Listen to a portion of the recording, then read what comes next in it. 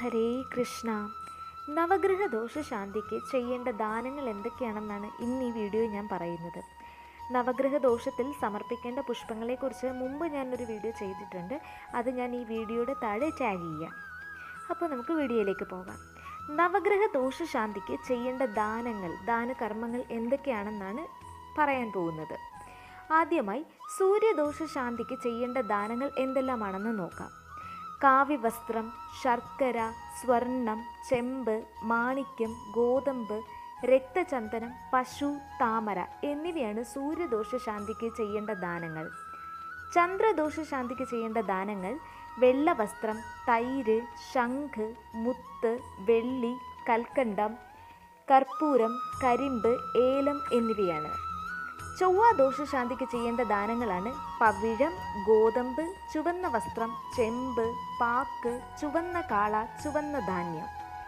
ബുധദോഷശാന്തിക്ക് ചെയ്യേണ്ട ദാനങ്ങളാണ് പച്ചവസ്ത്രം, ചെറുപയർ, മരതകം, പിച്ചിപ്പൂവ്, ഗോരോചനം, ഓട്ടുപാത്രം, നെയ്യ്.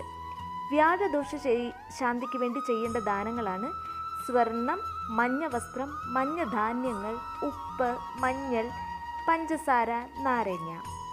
ശുക്രദോഷശാന്തിക്ക് ചെയ്യേണ്ട ദാനങ്ങളാണ് അരി, നെയ്യ്, വെള്ളി, വജ്രം, കർപ്പൂരം, വെളുത്ത പുഷ്പങ്ങൾ, മാതള നാരങ്ങ.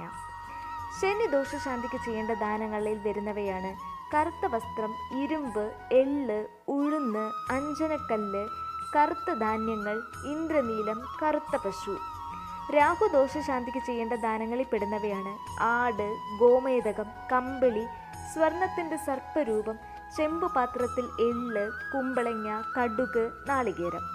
കേതുദോഷശാന്തിക്ക് നാം ചെയ്യേണ്ടവയാണ് മാതളപ്പഴം, സുഗന്ധതൈലം, വൈഡൂര്യം, പല നിറത്തിലുള്ള വസ്ത്രങ്ങൾ, കമ്പിളി, എള്ള്, ഉഴുന്ന് എന്നിവയൊക്കെയാണ് കേതുദോഷശാന്തിക്ക് വേണ്ടി നാം ചെയ്യേണ്ട ദാനധർമ്മങ്ങൾ.